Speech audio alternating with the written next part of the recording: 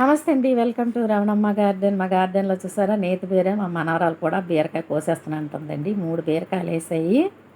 ఒకటి కోస్తున్నాను. ఇంకో 2 ఉన్నాయి. అగోండి 2 చూసేద్దామా? అగోండి ఎంత పెద్దగా అయ్యాయండి నేతి బీర.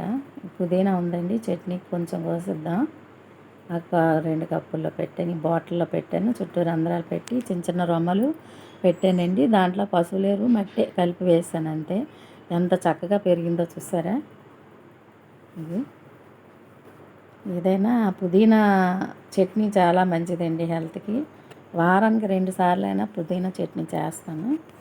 చూసారా ఎంత చక్కగా ఎంత దీనిగా వచ్చిందో, పూసిందో పుదీనా చుట్టూను, బాటిల్ చుట్టూ.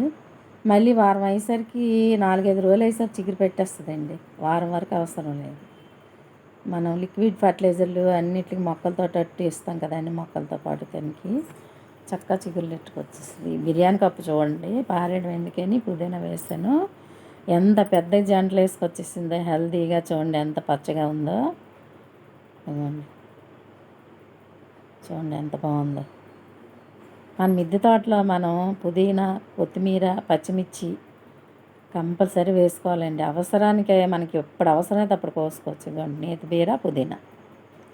లైక్ చేయండి, షేర్ చేయండి,